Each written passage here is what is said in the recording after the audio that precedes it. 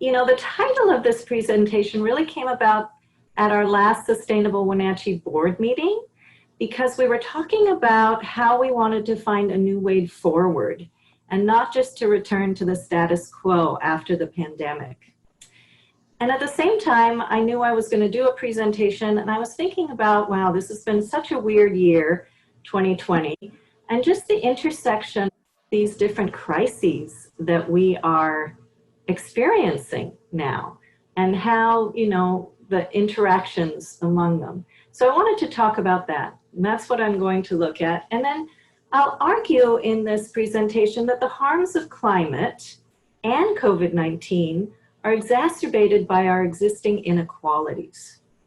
In other words, the Black Lives Matter movement has really powerfully revealed the climate crisis and COVID are both racist and classist. So that's going to be kind of my premise going forward and how these things interconnect. So I always like to start with a quote from Pope Francis, because I think he just really has a great way of helping to put things into perspective. And here, you know, the crises both as danger and opportunity to do better as we act upon that danger. So I appreciate his reflection that by slowing down, as we did in the early phases of the pandemic, we can reconnect with nature and with our responsibility to care for each other as the real building blocks of what sustains us in a consumer society. So I want to start by spending a few minutes just talking about how we got here in the midst of these three crises, and with this quick primer on the science of the climate crisis. And if you're looking for good sources of information on climate science, I would recommend NASA, NOAA, and the IPCC. They do a great job of collecting that data and sort of displaying it in ways that we can understand. So the background of this slide is actually from NASA, and it's showing a graph of the levels of carbon dioxide and how over millennia they have stayed below 300 parts per million. And that's, you know, 300 parts per million of carbon dioxide in the rest of the molecules, the millions of molecules in the atmosphere. And so what we really need to understand here is that they're able to see this level of carbon dioxide by taking ice core samples in Antarctica and Greenland. So what caused the natural variability in CO2 levels to make that sustained upswing at the right end of the graph there to the current level? Well, that's where more widespread human industrialization and transportation comes in, with its reliance on burning fossil fuels, oil, coal, and natural gas that emit carbon and other greenhouse gases that trap heat, right? So that's how we get that warming. Deforestation plays a role too, because trees are nature's way of sequestering carbon by absorbing it out of the atmosphere and storing it as wood. And even our demand for beef, since cows generate methane through digestion and their manure emits nitrous oxide, those are also greenhouse gases that are far more heat trapping than carbon dioxide, actually. So we passed the quote unquote safe level of 350 parts per million about 20 years ago.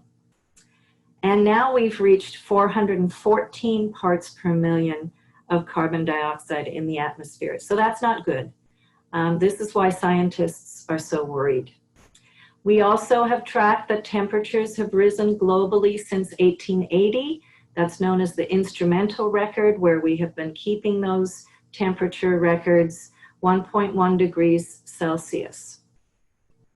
And then we see the sort of rapid increase in global temperatures even over the last, 6 warmest years since 2014, with 2016 coming in as number 1, 2019 as number 2, And 2020 is on track to being a very warm year as well.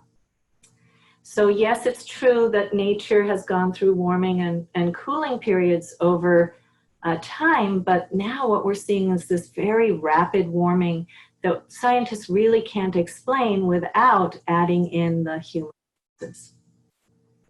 What does that mean? Well, it means that we're already seeing some of these consequences of that warming, right? We're seeing weird weather events that we're not used to. We're seeing heat waves, and the warming is melting ice in the glaciers and over land. And then the water from that melting ice goes into the sea and leads to sea level rise. With sea level rise, we're already seeing refugee out of some of the islands in the South Pacific and Oceania. And that's likely only to increase as we've kind of tweaked that water cycle, because the heating means where there's more evaporation of water out of the oceans into water vapor. And then that water vapor eventually condenses, it has to rain out. We see these terrific floods all at one time. And that's really obviously very problematic for people living in those areas. And then at the same time, when we have the heat evaporating moisture off the land, we see droughts in other regions. And droughts, of course, will lead to food shortages, because there's that tight link between water supply and food. And for those of us living in the, the eastern side of Washington in particular, we know that our dry climate, and if we have more drought, less moisture, is going to make us even more vulnerable to wildfire danger. And finally, I don't want to forget the role of the oceans. We're a blue planet, right? So the oceans are absorbing up to 25% of that carbon dioxide that we're emitting. And as they're absorbing it, they're warming and they're rising, but it's also changing the pH balance of the oceans. So we see ocean acidification, and that's damaging the very basis of the food chain, the corals in the ocean, and really making it problematic for that ecosystem. So are there any questions about this very short kind of climate science primer? Do you see anything in the chat, Betsy or Jana?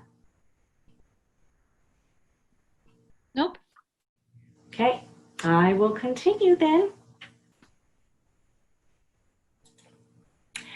So the reason I like this slide is because, first of all, it shows that the media is finally paying attention to the climate crisis. And we might be able to thank Greta Thunberg for that, and the Sunrise Movement and others, especially youth, who have really tried to hammer home the fact that, hey, if this is happening, this really will impact our lives, and we want you to do something about it. Up until now, even though scientists have known about this kind of human-induced climate change for a long time, we really haven't been talking about it very much. We haven't been talking about it in the media, besides sort of small groups. It hasn't made the impact that it really needs to, because it is a crisis. So this is the cover of a Time magazine, One Last Chance. I mean, this year, 2020, was supposed to be the defining year for us to do something about climate change. And, then things once again sort of became overshadowed by what seemed like shorter term crises. But we know that they all are connected together, and they all sort of interact with each other. So what this very clever artist, Jill Pelto, did here was she tracked the data trend lines. If we start in the right-hand corner there with sea level rise, you can see that going up. She sort of drew it there, and there's the ocean. And then you can also see ice in the next level, ice over land, and how much that has been disappearing as it trends down. The green part is to show renewable energy consumption. And thankfully, you can see the trend line going up for that. But the yellow there is the average temperature, which tracks very well with the darker gray trend line of carbon dioxide emissions.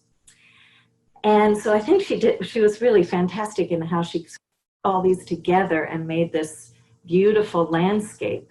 We can also see, though, that at the top right-hand corner there, we see the expected 7% drop in carbon dioxide levels for 2020.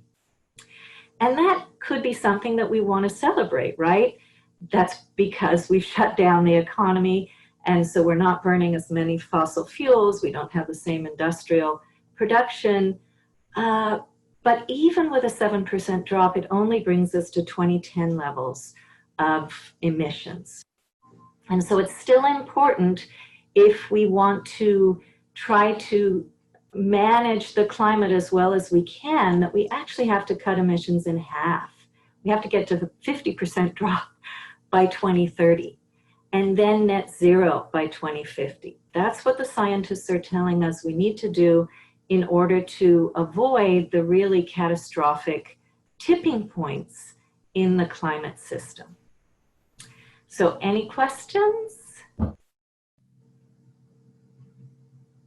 Elsa, did you have a question?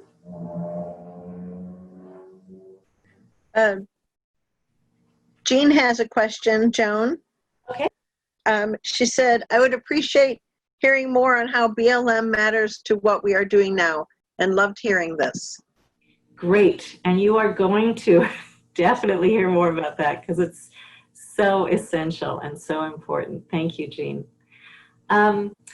I'm going to shift a little bit to the COVID-19 right now, just because I want to make the connections between climate and COVID, and then we'll see how BLM underscores all of that.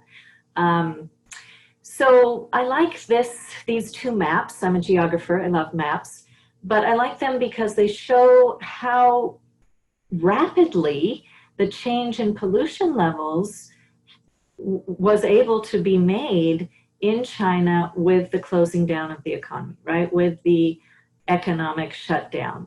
So you can see in these satellite photos how dramatically different those pollution levels come.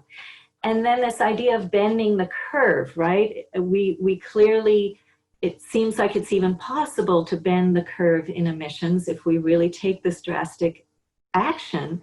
But it's also an analogy to bending the curve with the global pandemic, which is what, you know, our public health experts have been telling us is so important to do.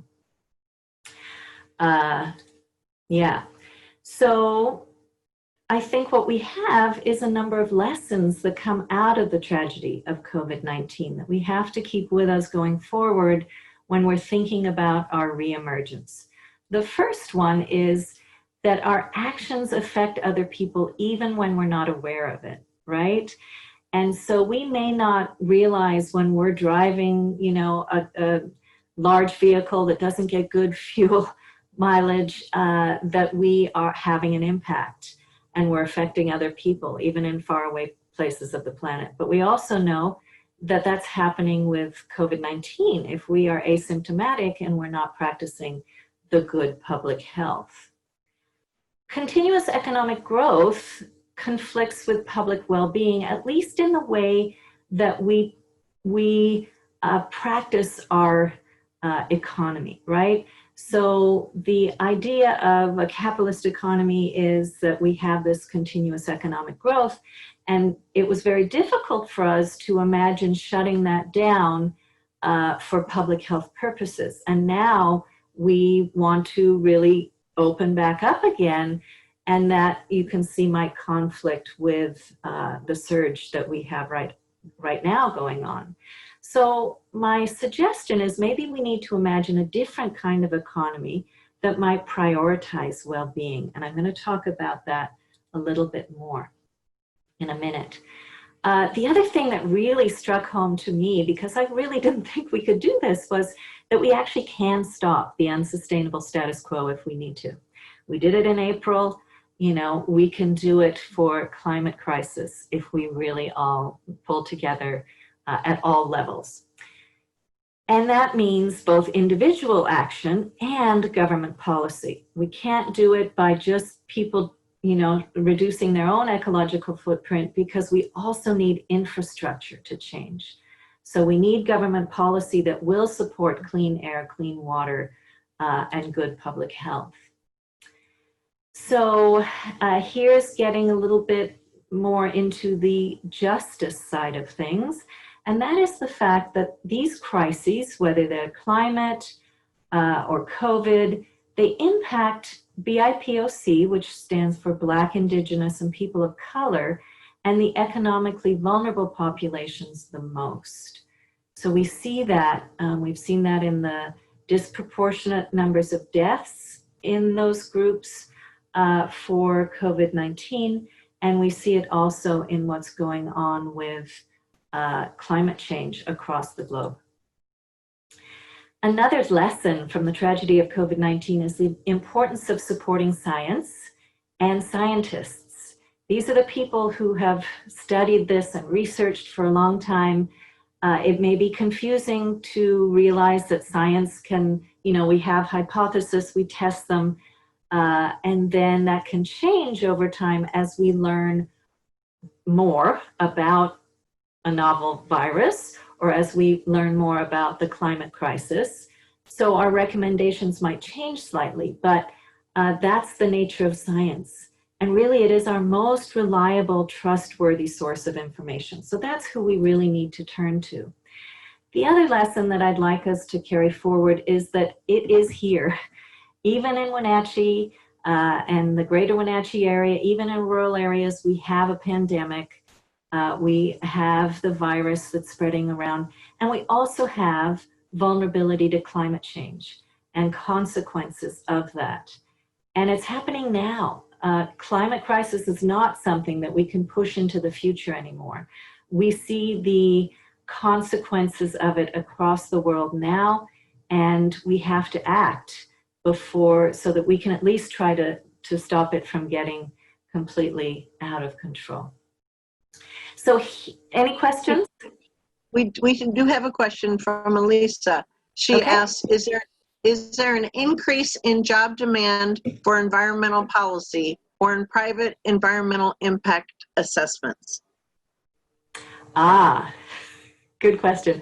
I don't know that I have the definitive answer to that. However, I teach the sustainability course, so I am aware that there are quite a few demands in the job market for sustainability coordinators, that a lot of businesses now are looking for experts in sustainability, people who can do life cycle assessments of products and can measure the impacts of energy and waste within institutions or firms. And so those kinds of jobs are very important.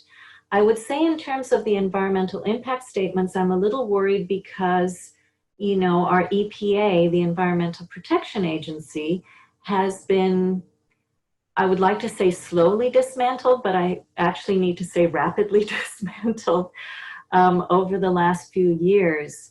And I think one of the latest things is trying to diminish the importance of environmental impact statements for projects going forward. So that is a more distressing, observation when we think about the environmental protections.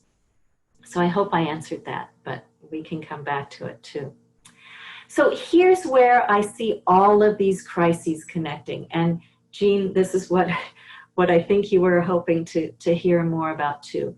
It's really in the injustices. It's the fact that,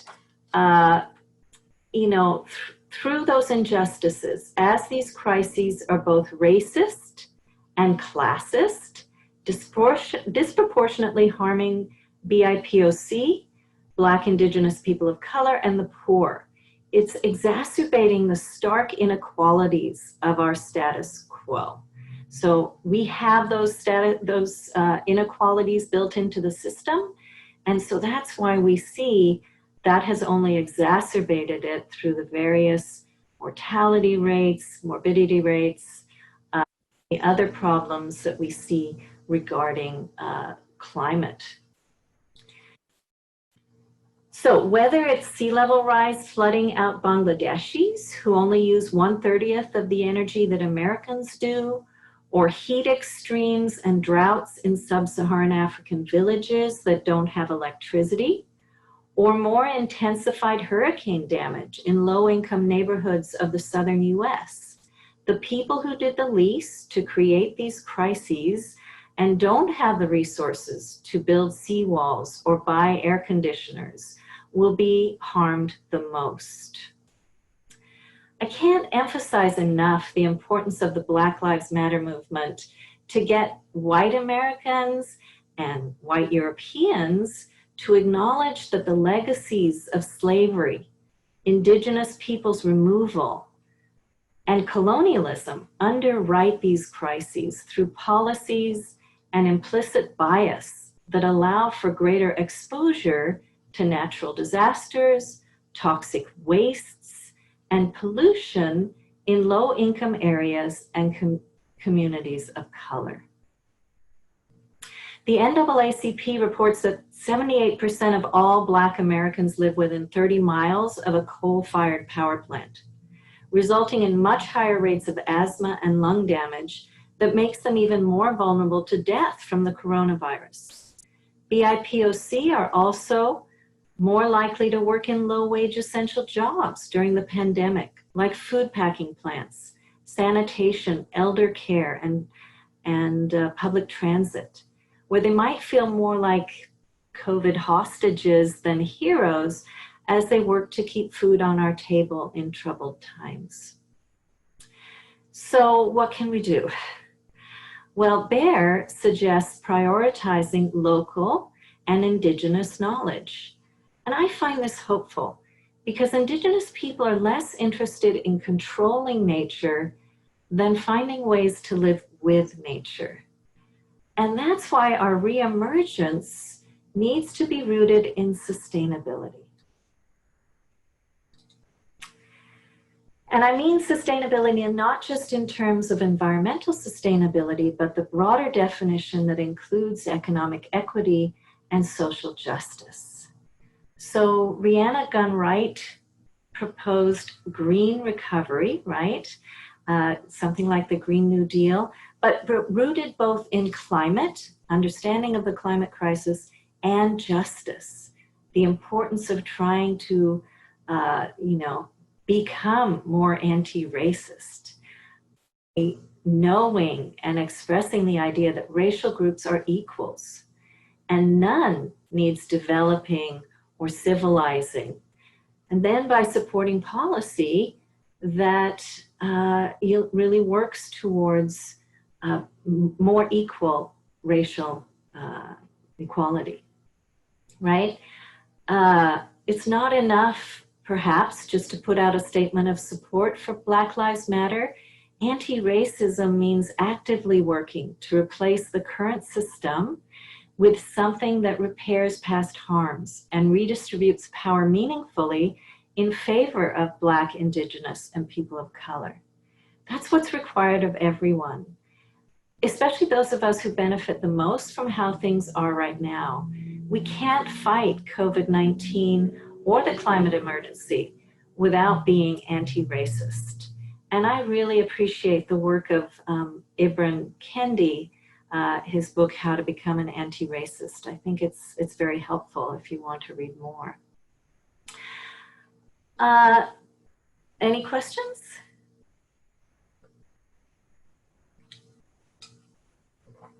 Okay, I think... Sorry, Joan. Yeah. I had to unmute. Jean commented to watch 13th, which she clarified is a great YouTube to watch on this subject. Exactly. Yeah, it is a really good one. A lot of times we've been told that as individuals, we need to reduce our carbon footprint. We need to, reduce our consumption, less waste. And as individuals, we need to wear masks and social distance. A lot of times these crises are put onto the shoulders of individuals, and that sort of makes it feel like it's all about consumer behavior. It's all about who we are individually to make these sorts of changes. But it's not enough. I mean, that's important, but I think blaming it all on the individual is not enough if we don't have the policy changes, both in terms of dismantling racist policies and those that will support the green recovery, right? So policy changes to support clean air, clean water, incentives for electric vehicles, vehicle charging stations, the renewable energies, moving more towards the goals of the Paris Climate Accord, which were supposed to be re-upped in 2020. But so we need that at the institutional level too, right? We need government policy changes and corporate policy changes if we are actually going to address these crises. And I'm going to argue even further, because we're talking about a green recovery here, that measuring our economy by GDP, if you remember last week, there was a report on how severely the GDP had dropped off, and everybody was shocked and upset. But, you know, GDP really measures money changing hands. So if we spend more on police and we spend more on prisons, we're actually increasing our GDP. And I want to argue, is that really what we want to be valuing in our economy? It also measures what we see, the tip of the iceberg there in the little slide on the right, the little picture on the right-hand side, and nothing below, right? GDP doesn't measure things like bartering or compost or worker co-ops or photosynthesis, right? The informal economy. These are all parts of the informal economy that aren't measured in our GDP. And yet those are the things that make life worth living, right? Love, gifts, the relationships we have with each other. So I do think it's important that we start reimagining our economy to prioritize well-being, maybe even start measuring it by the GPI, which is known as the Genuine Progress Indicator. And that is something that's out there that shows us how we can try to value things like education and health and well-being and cultural diversity and environmental quality, and not just money changing hands. So I think that's a really important thing to keep in mind. I have a question. Andrew. And it'll be on the last bullet before the last one, so that's the second one back on Okay. Let's see if I can. Government versus individual, or policy changes versus consumer behavior. And my question is simple, is there something in between those two? Can we do policy changes at community level or somewhere that's more than individual but less than governments statewide? Yeah, I really like that point, Andrew. I think that's really important. A lot of communities now, there are places like transition towns, there are bioregions and regional communities. There are places that are adopting food policies for a larger region. I really have hope for that. I think it's a scale that we can get our heads around more. We can still take our individual action and our community action, but we can manage it better. So yes, I think that's really, really important that we have those sorts of changes too at that level. Thank you. Anybody else involved in that kind of work that would chime in?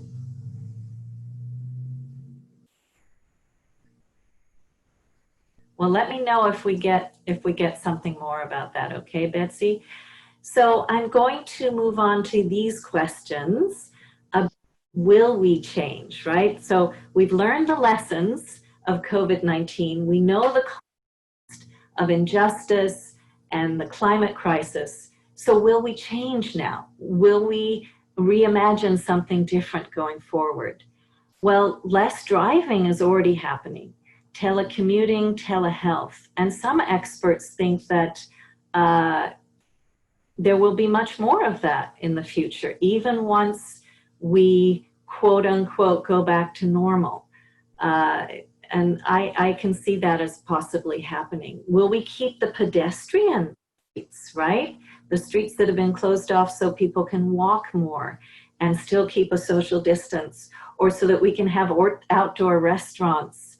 Will we have more bicycle streets where people can, you know, practice healthy behaviors and not worry about cars coming into them, because we're using less fossil fuels too? Less flying. Certainly we know that's happening now, but can we keep that? Can we sustain that into the future? Have business meetings by Zoom, have business meetings that are, you know, where we don't actually always have to be face-to-face, academic conferences. You know, within the next year or so, most of those are going to be online, and maybe we'll find some benefit to that, because aviation is a big component of greenhouse gas emissions. And reduced air pollution will come with less driving and less flying, less burning of fossil fuels. Can we combine that with anti-racism so that we can have better health outcomes for, you know, those most vulnerable, Black, Indigenous, people of color, and low-income communities? So important. What do you think? Will we be anti-racist? Will we dismantle those racist policies? You can see throughout our country with Black Lives Matter pulling down the racist and, you know, the reminders of slavery in the Confederate statues and other iconography. But it's much more than that, because we have these policies at each level of, you know, both government and our social institutions. So we need to be aware, can we do that?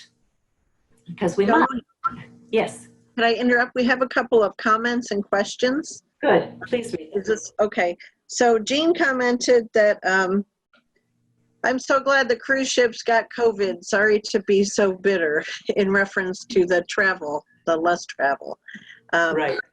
And then from Madeline, while I agree with these changes, how can we make up for job losses in these big markets? What demographic would be affected by these job losses? Mm-hmm. So when we're talking about the big markets, are we talking countries, cities, industries? I think maybe you're meaning industries in the big markets. Obviously, there are job losses. What the green recovery would prioritize would be retraining people who lost work in, for example, fossil fuel industry, coal mining, to work more in renewable energy. We know that there are demands for those workers in wind energy, solar, technicians to put solar panels on. I don't think we'll ever be able to, I mean, I think obviously the job loss of the unemployment statistics we have now are unsustainable for sure. So we do need to get our hospitality services back, and our food service and other things that have been really hard hit. So Joan, yeah. Madeline clarified. She said she was talking industries like airlines or car manufacturers. And Right. then Mary Roy has a comment about jobs in renewable energy and use of recycled resources, probably as a, I'm guessing, as a balance to that, or a counterbalance to that. Yeah, thank you for that clarification. Yes, so aviation jobs, cruise ship industry jobs, and those in car manufacturing. You know, one of the most successful companies right now, of course, is Tesla. And so I think there are ways to shift from the combustion engine car manufacturing to electric vehicles. And that will take, once again, the corporate commitment, retraining, and support of those communities that especially rely on those jobs. And so what we have to do is find the jobs that will support this greener new economy, the green recovery, and be able to hopefully retrain those workers, support them through this retraining into those sorts of jobs instead. And Mary's comment, I think, was also along those lines too, right? The importance of recycling and working in that kind of field. So maybe if we think at the regional level, and this is what my next slide will be, is how we can reimagine new jobs, new ways of looking at our communities that might be different than the carbon-based economy that we've relied on until this point in time. So while we have less carbon being emitted, we are seeing more plastic waste. And I don't know that there's a lot of data being collected on this yet, but anecdotally, we know that as we use more personal protection equipment, there's the need for sanitation. You know, we have containers for food and things like that. We are seeing more plastic waste that is being disposed of. And if any of you were on the plastic webinar that Sustainable Wenatchee was part of last week, you know that that is not always recyclable. In fact, very little of it is, and it's often downcycled if it is. But certainly not the healthcare industry can't recycle that sort of waste either. I just want you to keep in mind that as we reduce our use of fossil fuels in terms of oil, the petrochemical industries are really hoping we are going to want to consume more and more plastic, because the way that they can keep profiting, unless they pivot into green renewable energy, fingers crossed, that's what they'll choose to do. But at this point in time, they are pushing plastics because that's another way to keep us using oil, since that's a main ingredient in the production of plastic as we make it now. Right? So I read one statistic that by 2030, plastic-linked emissions is expected to equal 300 coal-fired power plants in this country. So I'm hoping that, you know, I'm hoping we can do something in regards to that sort of downside. One thing I know that I'm doing is shopping less often.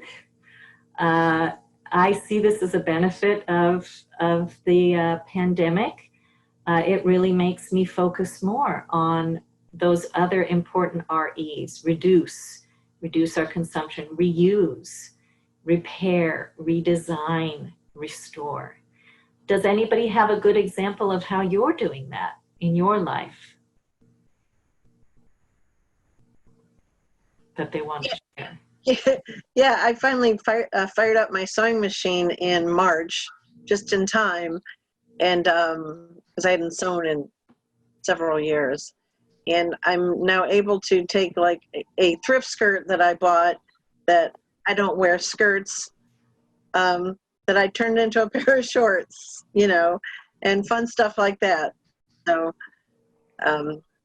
As well as sewing masks for us, too. As well as sewing masks, yes. Very exciting. Yeah. Well, keep writing in the chat if you have some good examples of how you're doing that in your own life. Another thing that I've been curious about, especially for us here living in this beautiful region of Washington, and but what we tend to do here is we're building, you know, our settlements further and further into the further and further into the Sage Hills, so into wildland areas, right, and habitats. So that has obviously an impact on the wildlife, but we also know that we're likely to see more pandemics, more novel viruses that have this interspecies transfer, like the COVID-19, because of our interfacing with wild animals and the places that really are their habitat, right? So that's something to think about too. And then the UN Convention on Biological Diversity has this 10-year plan.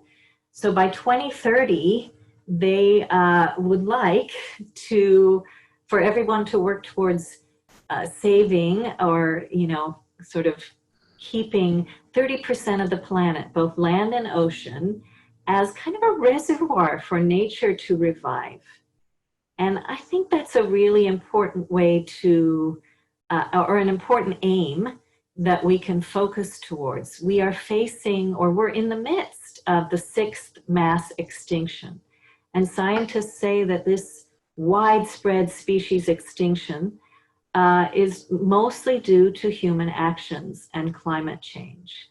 So a plan like this is something that might be not only valuable, but absolutely necessary for all species to have the right to continue, right?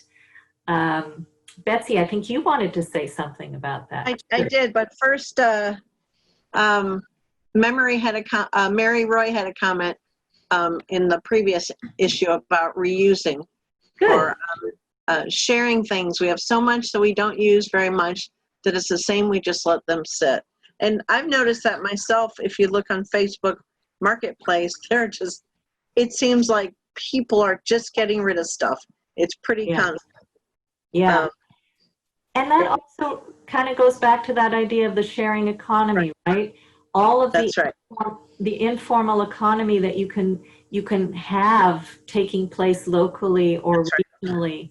And those are the sorts of things that maybe might be more important as economic indicators of our well-being than just that top part of the iceberg there. And there's a couple more comments. So Lisa says in the buy nothing groups where people just trade things. And from Lauren, there are lots of ways to reuse in the clothing industry, giving clothes away or sharing, resale shops, and even clothing rentals online for formal events, etc., or pre-owned clothing websites, ThreadUp, etc. Excellent. So those are all excellent. And I'm going to return to your diversity. We talked about this the other night. I don't know if you guys can see this, but I am a huge fan of this author, Douglas Tallamy. He's an entomologist at the University of Delaware. And his major premise is that, because I don't know if all of you know, I'm a landscape horticulturist, so plants are my thing. His major premise is that not only do we have this land that's preserved, whether by cities, states, countries, etc., but that each of us in our own backyard can make a difference by planting native plants, therefore attracting insects and rebuilding insect populations, bird populations, etc. So all those species that are in danger and the insect apocalypse and the 3 billion birds that have been lost in the last 50 years, we can start on an individual basis as well as a governmental or non-governmental basis to rebuild those populations. So important. Remembering that we are part of nature, right? We rely on all of those other ecosystems and species and think maybe more like the Indigenous people do with that understanding, thinking long-term, intergenerational thought, right? Can we think forward 7 generations about how we are consuming and what we do after in terms of disposal. So that also, if we very short-term thinking, very straight line, consume, extract, produce, consume, throw away, and think more circular, and then think more long-term, we'll be able to prepare against these disasters better. It's absolutely essential. There were a couple other people that maybe had some thoughts on that, or? Joan? Yeah. Hi, I wanted to share, and I guess I'm sorry, it's a little loud. I'm actually at a family barbecue, and I just kind of stepped away, but. Thank you. So I guess I just wanted to point out the classism and plastics is, my family and just people in like lower class incomes buying cheaply made stuff and buying more often, instead of spending the money on a good, $50 to $60, $70 chair, and instead of buying a $10 chair 5 times a year. And just making those, I guess just sharing with people that spending a little more goes a longer ways. Yeah, the investment and sort of thinking about quality. I mean, it's very difficult because our whole kind of consumer economy has been directed towards that more repetitive buying. So things don't last as long as perhaps they used to. Some people say they're actually designed that way. So that will take some rethinking. And it's not always easy, certainly when we think about the food system too, and the affordability and access to things like healthy food. So I'm gonna move to the next slide because this is the one that I really want to have as our springboard to talking about what you all would like to see our communities look like as we reemerge, right? So we have another 15 minutes or so, and I was hoping you might just look at some of these questions, pick one or two that you would like to talk about, and let your imagination go in terms of, whether it's finding ways for kids to reconnect with nature or actually to connect at all, because as we have more education that's online and we spend more and more time behind computers and tablets and electronic devices, we might be losing that time spent outside that is so critical for kids, both for their mental health. I mean, I think for all of us, right? For our mental health, our physical health, but also just to cultivate a care for the environment. So how might we redesign our communities to make sure that we have that connection?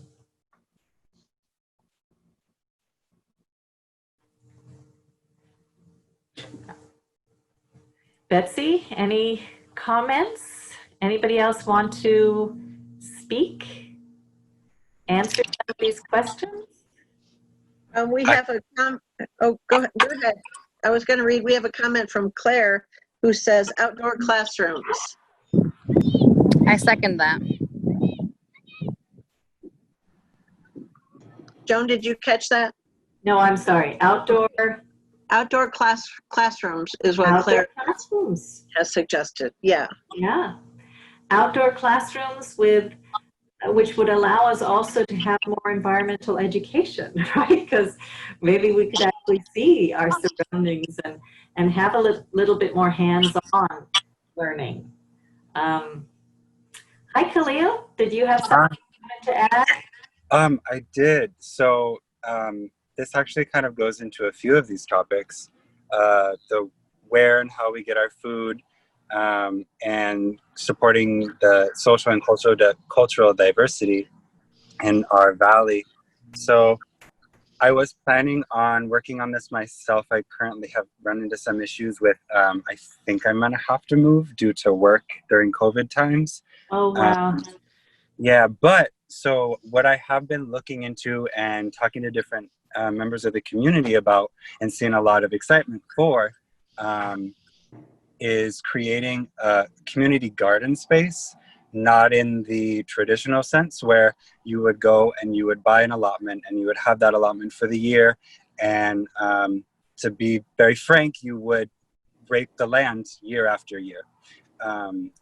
Instead, I would love to see, and an example of this in Seattle is the Beacon Food Forest, a community-based food forest that highlights regenerative agriculture and is a space for our community to come together and celebrate all of our cultural diversity, for children to come in and get that education and build that connection at the right age. Because I do think there's a certain age that, you get that connection in and it'll grow on its own. It's planting the seed at the right time, I suppose.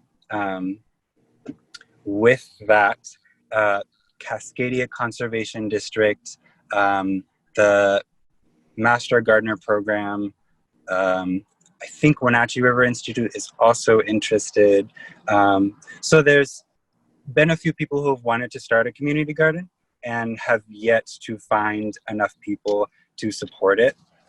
Personally, I think that's a really, really important thing for our community, especially placing it in South Wenatchee, because we have a ridiculously segregated community, and to have a space near people's homes that they can go to get food for free. Anyone, homeless, doesn't matter, where they can go to get education, where they can go to relax and have a safe space. And we're an agricultural community, and we're in a time of change. And I don't want to overstep my boundaries and say this would be an example of that, but it can be a space for that experimentation. And I think the food security aspect with children, with our generation, that is only more exacerbated as time goes on with climate change. And we're so far removed from how food comes to our tables. So Khalil, I want to go back to a couple people's comments before I forget them, and then I want to address what you're saying because it's kind of near and dear to my heart. So Joan, Mary Roy says, oops, prioritize spending on parks, getting kids in nature, getting families in nature. And Lauren says, xeriscaping in appropriate areas. Of course, I'm huge on that. Rick says, neighborhoods with the right trees planted in the right place, properly cared for and skillfully pruned.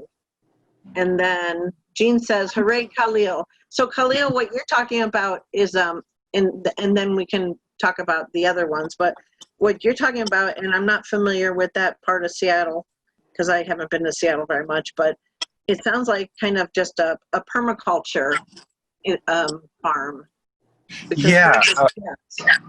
So, and actually this, early this year, I went looking for a community garden where I could have more space because I live on Okanagan with tiny yard and didn't find it. But I love that idea. And I've also had the idea that just down the street from me at, I think at, not Spokane, at Yakima Street in Okanagan, there's an unused piece of land that apparently the city owns. And when I get my act together at some point, I want to approach them and say, hey, can we turn this into a community space of some sort filled with plants and a space to gather and maybe space for a garden that we can all share, something like that.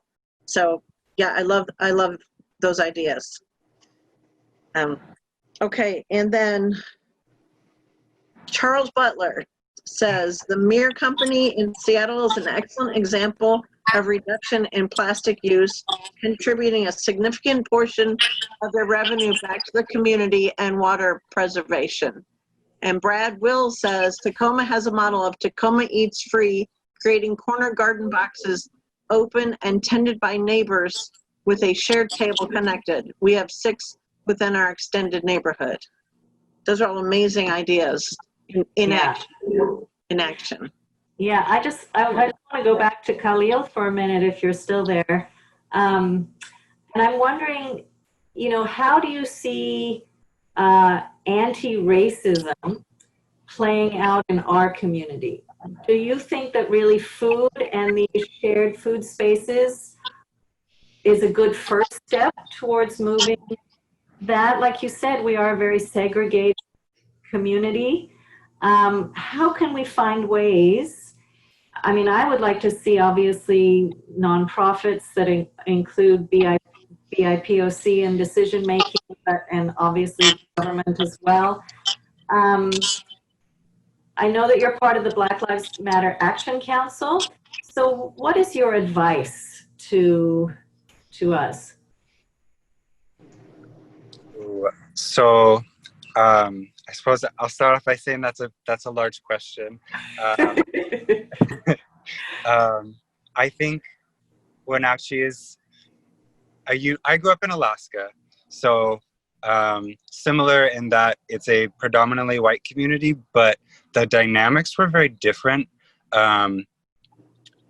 We have actually the largest population of Pacific Islanders outside of Oceania, And I think also our Filipino community is quite large, and everyone is very integrated. And I suppose I don't necessarily know the exact steps to go about that. But I think starting with children and having culture be something that I think sometimes when we try to celebrate culture and celebrate someone else's culture, and by doing so, we kind of will alienate them. With the Latinx community, what I would imagine, since I didn't grow up here, is that more engagement with the community itself, and not just standing on the sides and saying, yeah, we're here for you, but actually, I've seen that there's specifically Latinx workout places, or just different parts of the community where people tend to congregate.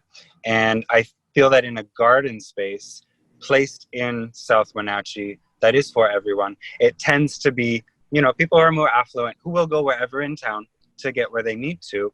And ideally this space would be, yes, a garden, but also have room for education, not just in the gardening as far as what is sustainable agriculture, what is regenerative agriculture, but also what we all bring to this table of agriculture. I would love to see examples of an African diaspora garden, of a Latinx diaspora garden that celebrates those histories, that we can all come together and share together, and have events in a space where, again, we can come and share these foods, obviously dependent on what our world looks like after COVID. Yeah, I agree. I love the idea of food being, food sovereignty, the right to your cultural food, but sharing that and learning from each other, and having those spaces that feel safe, allowing kids to get their hands in the dirt, and really understand where their food comes from. I do think food is a great starting place. Yeah, another aspect that draws me towards food and nature connection first is, I suppose, twofold, both dealing with BIPOC communities being removed from nature, and that has different meanings for what community we're talking about. I'm currently in Leavenworth, so that means a lot here, for those who don't know about the story of broken promises and the treaty with the Piscosa tribe. But when we look at farmers, I think it's 96 or 97% of all farmers are white. That's not something that happened accidentally. That's not how it was 100 years ago.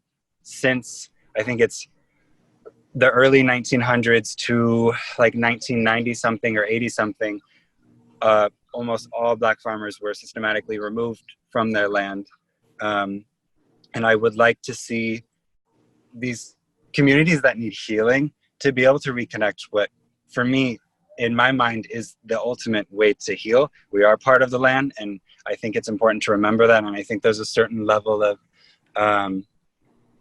pride, but not like a nationalistic pride, that can come with land, with the love of the land. Yeah. Connection to place. Yeah. For sure. Learning native communities is very important as well, because of the respect they have for land, for place, the sacredness of food itself. Food is medicine. And as you point out, as an agricultural community, this is really important for us to prioritize here. And I worry a bit that maybe our, Latinx community who are working as agricultural workers and sort of have been segmented into that field in particular, maybe don't have the opportunities for those kinds of connections again. So I don't know if Elisa is still on the phone or the Zoom call, but if there's anybody else who might speak to that. I know Elisa works with Team Naturaleza as well. And as you said, those other nonprofits are trying to do work with gardens, but it would be nice to really be able to have this as a space for those communities who have been, you know. Mary Roy has a comment that's related. Yeah. She says, development of the Haran Natural Area Native American Cultural Center for Education and Plant Use by Native People. After they fix the hydrology of it and replace all the invasive species with native species. But Claire says, thank you, Khalil. Love the Tacoma Eats Free idea. And then on a different note, before I forget this, I want to go back up to Claire, who suggested in terms of sustainability in our lifestyles is that smaller homes with shared green space, affordable and energy efficient. You probably know this, Joan, but studies show that having access to green space, even in huge cities, is a huge factor in psychological well-being of human beings. We actually need that contact with nature. Yes, even studies have shown even students taking tests, you know, will do better if they've been able to look out the window at some green space. So there is that definite connection, and especially for children. Yeah, walkable cities, right? Or not even cities, but kind of more that village idea, perhaps, around the village green.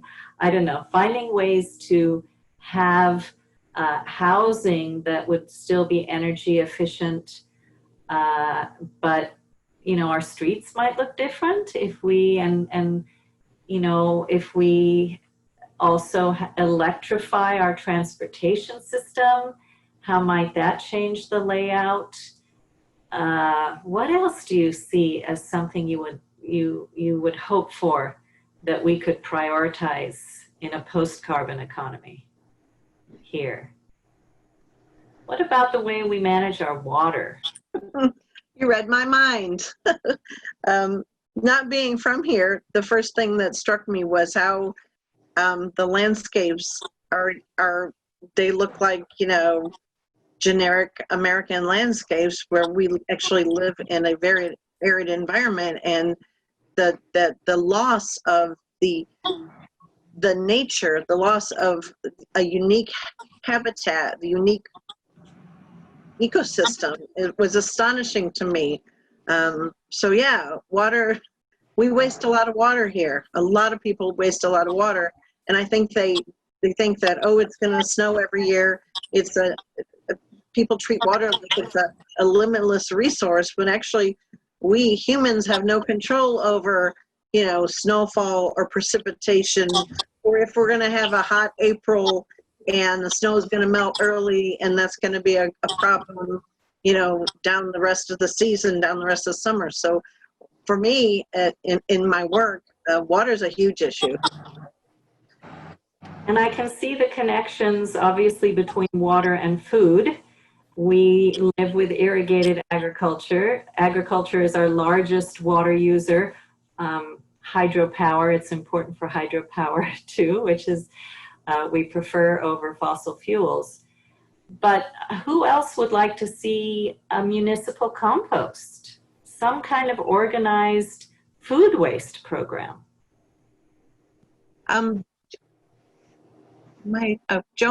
Jean has a comment on the water issue.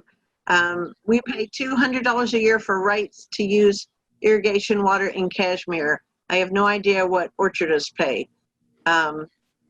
And Claire and Mary both say yes to compost, I think.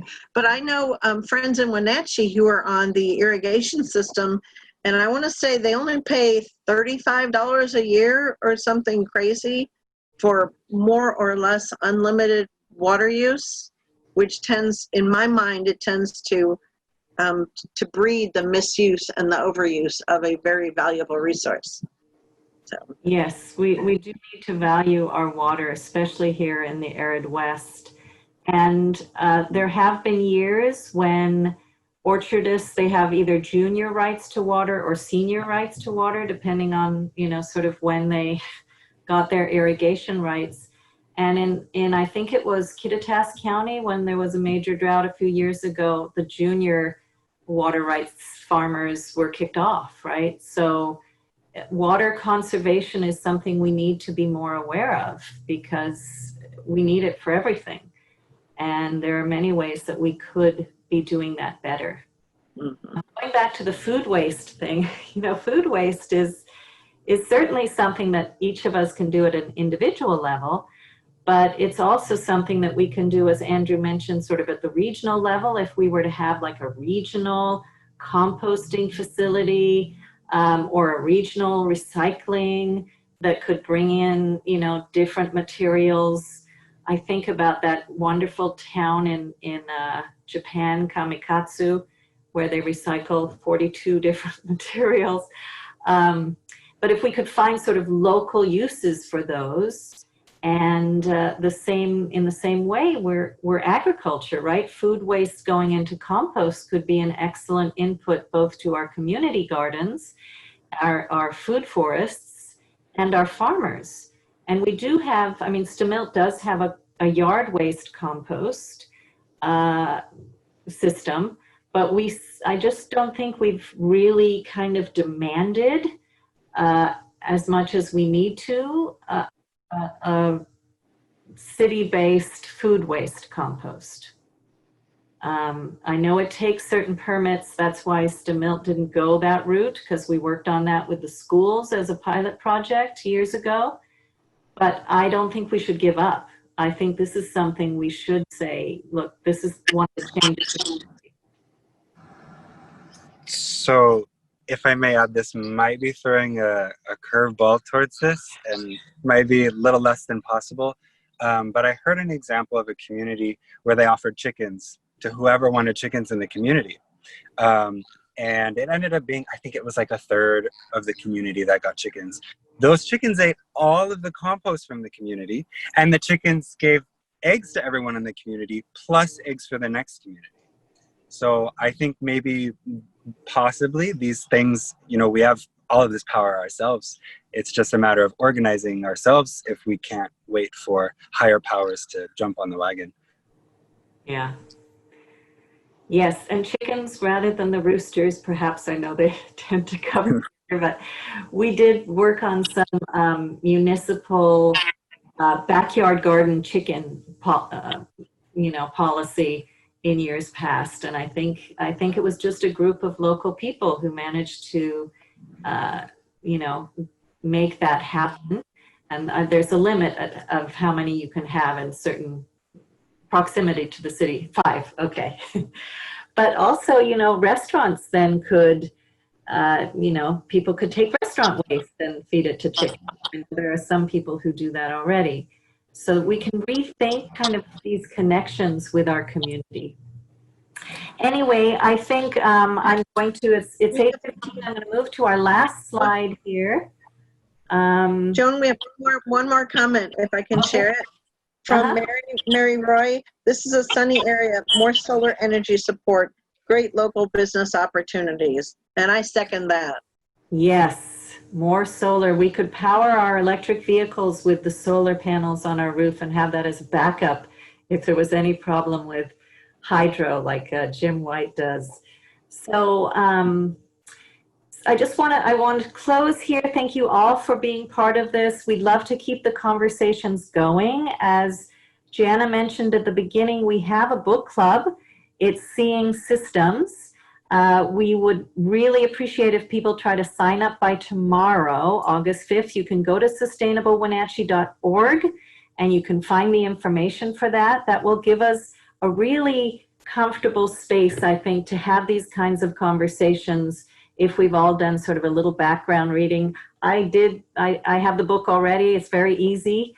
It's not really a book. It's more like a workbook with articles. So these conversations should be really fun.